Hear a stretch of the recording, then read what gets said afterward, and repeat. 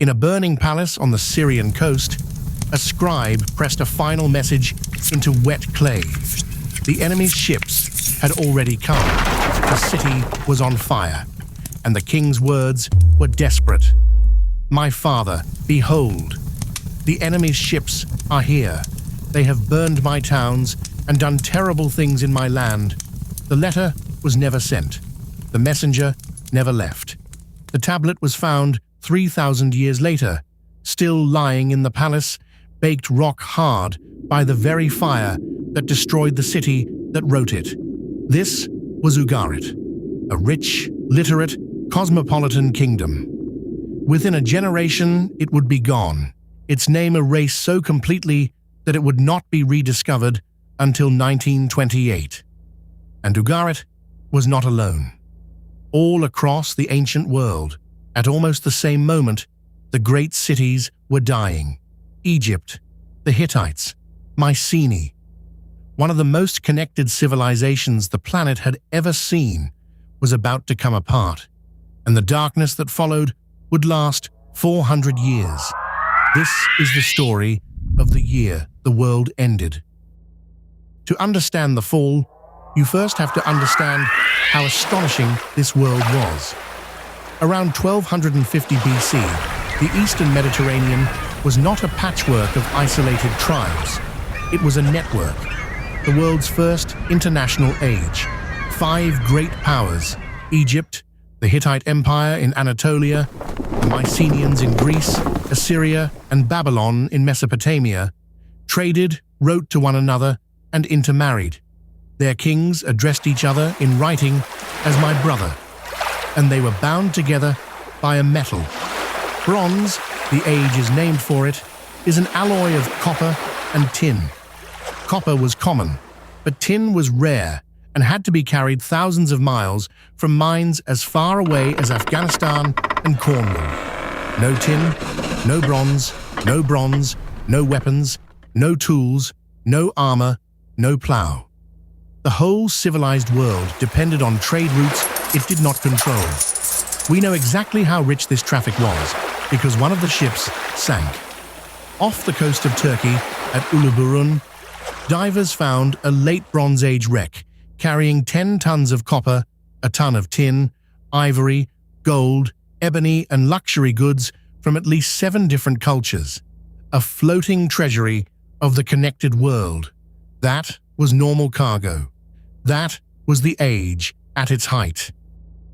But the machine that made them rich was also delicate. These were palace economies.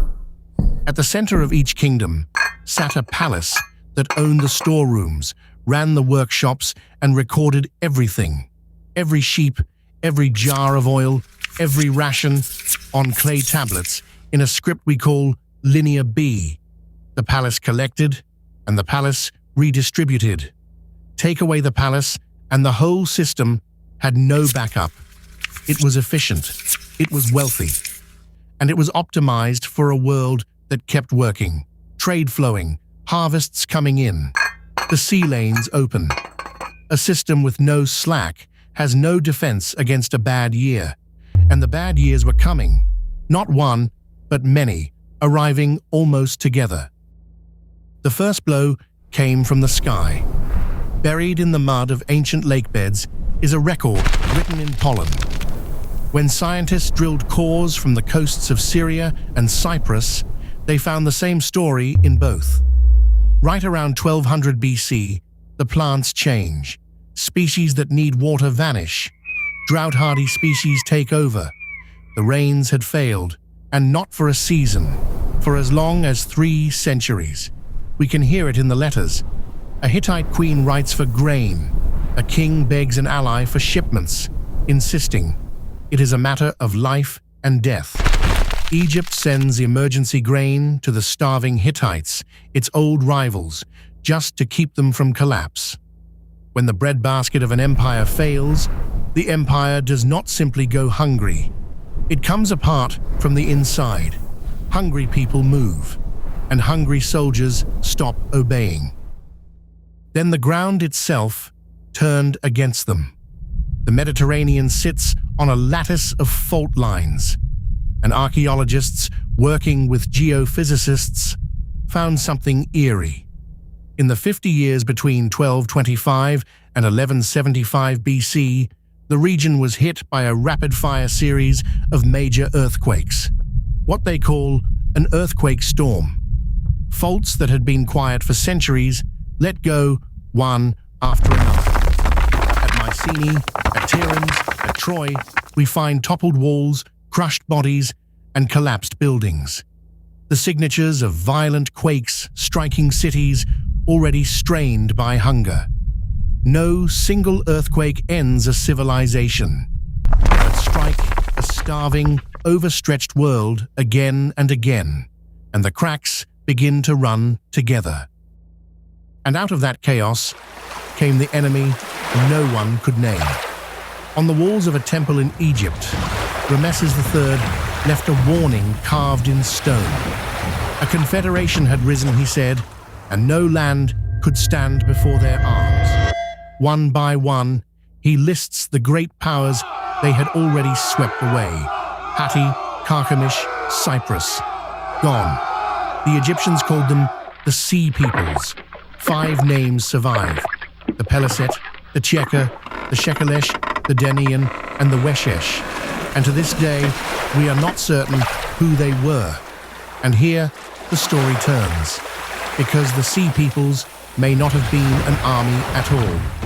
The best guess of many scholars now is that they were not one people, but a wave. Refugees, raiders, and whole families in ships, driven from their own burning homelands by the same drought and famine, moving in desperate search of somewhere that still had food. Not the cause of the collapse. A symptom of it turned into a battering ram. The victims of the catastrophe had become its carriers. And then, in the space of a single generation, the map went dark. Hattusa, the mighty Hittite capital, a fortress city in the Anatolian highlands, was burned and simply abandoned. Its empire, which had fought Egypt to a standstill, evaporated almost overnight. Ugarit fell, its last letters still in the kiln. In Greece, the great citadels, Mycenae, Tiryns, Pylos, were reduced to ash. At Pylos, the final clay tablets record watchers being posted to guard the coast. The watch failed. The palace burned. This is where interconnection became lethal. The very trade web that had made them all rich now carried the collapse from city to city, like a current. When one kingdom fell, its trading partners lost the tin, the grain, the markets they depended on, and fell in turn. A world built to share its wealth ended up sharing its ruin. They were, quite literally, too connected to fail safely. Only one great power saw the wave coming and braced for it. In the 8th year of Ramesses III, a date we fix at roughly 1177 BC, the Sea Peoples came for Egypt, by land and by sea at once. And at the mouth of the Nile, Ramesses set a trap. He lined the riverbanks with archers and let the enemy fleet row straight into a wall of arrows, then grappled and capsized their ships in the shallows. Egypt won. It is the reason we remember 1177 BC at all, the year of the battle that saved the last great kingdom of the Bronze Age. But victory is not the same as survival. The war bled Egypt white. Within a few generations, the pharaoh's power drained away, central authority crumbled, and Egypt too slid into a long decline. The winner of the last battle of the Bronze Age simply took longer to fall. When the dust settled, an entire world had vanished. The palaces were never rebuilt. Trade routes that had run for centuries went silent, and writing itself was forgotten. In Greece, the Linear B script simply disappears, and for roughly 400 years, the Greeks become illiterate. We call what follows the Greek Dark Age, and we call it that partly because for a long stretch, almost no one was writing anything down. But here, Honesty demands a pause, because the neat story of the year everything burned at once is now under serious challenge. When one archaeologist re-examined the supposed destructions of around 1200 BC, he found that a majority had been misdated, assumed on thin evidence, or had never happened at all. The collapse was real, but it was messier, slower, and more uneven than the legend of a single apocalyptic year. So what actually killed the Bronze Age? The leading answer today is the hardest one to put on a poster. Not one thing. Drought and famine. Earthquakes, migration and invasion. Internal revolt. A trade system that seized up. A perfect storm, where no single blow was fatal, but all of them together, striking a world with no slack and no backup, brought the whole structure down. And that is why, 3,000 years later, this remains one of history's most quietly unsettling stories. The first global civilization did not fall because it was primitive, or weak, or unprepared. It fell because it was sophisticated, wealthy, and interconnected.